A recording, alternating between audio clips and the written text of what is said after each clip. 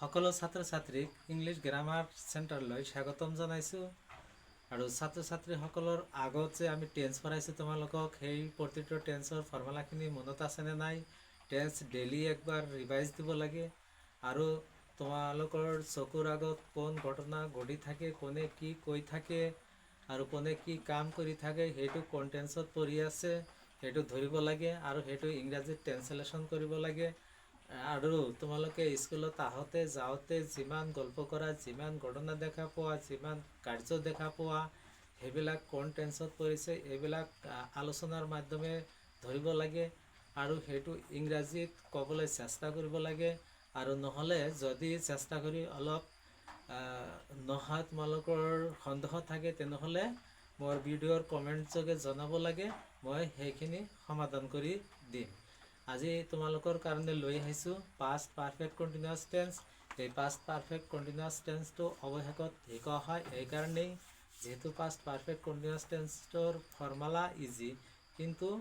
সেই ফৰ্মুলাৰ সেই টেন্সৰ উদাহৰণটো বুজোতে অলপ ছাত্ৰ ছাত্ৰীৰ ক্ৰিটিকেল লাগে সেইকাৰণে সেইটো আমি আগত শিকাব লাগিছিল ফিউচাৰ টেন্সৰ কিন্তু আজি লৈ আহিছোঁ তো ব'লা আমি এতিয়া আৰম্ভ কৰোঁ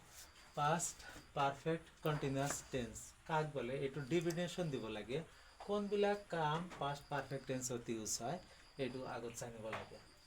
ঠিক আছে এইটো টেন্সৰ সূত্ৰ ক'বলৈ হ'লে যেনিবা হ'ব কোনো বিশেষ অতীত সময়ৰ আগত কোনো এটা কাম আৰম্ভ হৈ সেই সময়লৈ চলি থকা বুজালে তাক পাষ্ট পাৰফেক্ট কণ্টিনিউৱাছ টেন্স বুলি কোৱা হয় যেনেকৈ তোমালোকে বহুত সময়ত স্কুলত একেলগে আহোঁতে কাৰোবাৰ ঘৰ যদি অলপ দূৰত থাকে তাৰ কাৰণে একেলগে প্ৰতিদিনে অহা যোৱা কৰোঁতে কোনোবা দিন কি হয় তাৰ কাৰণে ৰাস্তাত থিয় হৈ থাকিব লাগে সি আহক একেলগে যাম তোমালোকৰ বন্ধু সি আহিলে একেলগে যাম কিন্তু সময়ৰ অলপ আগত তুমি ৰেডি হৈ যেতিয়া ৰাস্তাত থিয় হৈছিলা যোৱাকালি থিয় হৈ আছিলা সেই তোমাৰ নাম হৈছে ৰহিম তুমি কৰিমৰ কাৰণে থিয় হৈ আছিলা কিন্তু কৰিম যেতিয়া আহিছে তেতিয়াতো তোমাৰ এই ৰাস্তাত থিয় হোৱাটো শেষ পাইছে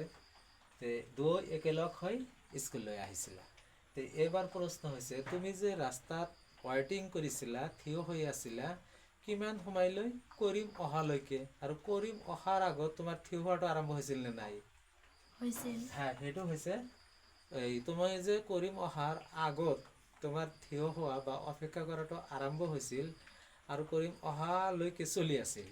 সেইটো হৈছে পাষ্ট পাৰফেক্ট কণ্টিনিউৱাছ টেন্স আৰু কৰিম যে আহিছিল সেইটো হ'ব পাষ্ট ইনডিফিনিট টেন্সত ইউজ হ'ব যেনেকৈ ইয়াত কি আছে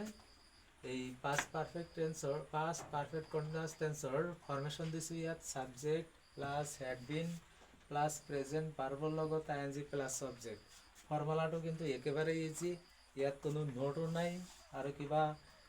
ভাবিব লগাও নাই যে ছাবজেক্ট দিয়াৰ পিছত হেড বিন ডাইৰেক্ট বহাই দিবা আৰু ভাৰ্বটোৰ লগত প্ৰেজেণ্ট ভাৰ্বৰ লগত কি দিবা আইএনজি দিবা আৰু শেষত অবজেক্ট থাকিলে দিবা নহ'লে আদাৰ্ছ থাকিলে দিবা বলা ইয়াত আছে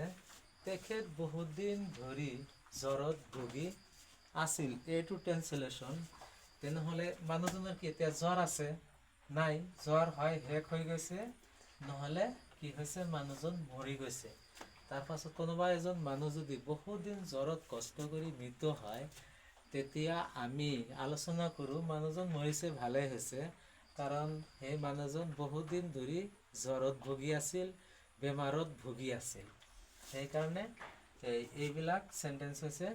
এই পাষ্ট পাৰফেক্ট কণ্টিনিউৱাছ টেন্সৰ উদাহৰণ ইয়াত দেখা পাইছোঁ ভুগি আছিল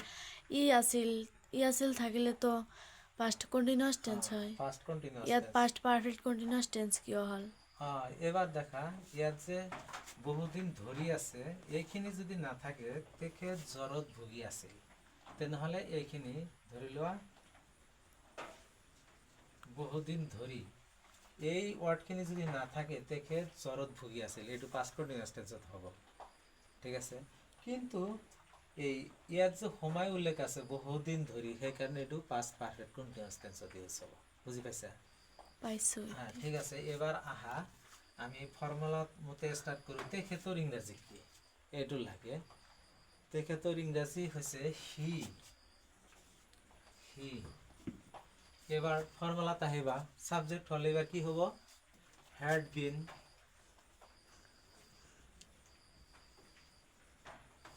তার পাছত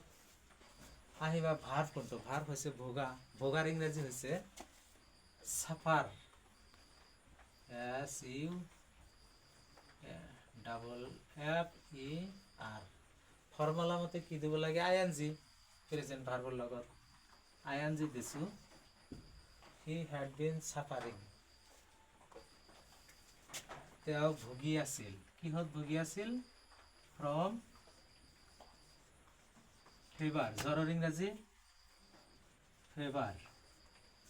এবাৰ প্ৰশ্ন হচ্ছে ছাত্ৰছাত্ৰীসকল জ্বৰত যেহেতু তো আছে তেনেহ'লে তো ইয়াত এড বা ইন বা ওয়ান এইবিলাক হ'ব লাগিছিল ফরম কিয় হল ফরম হৈছে পড়া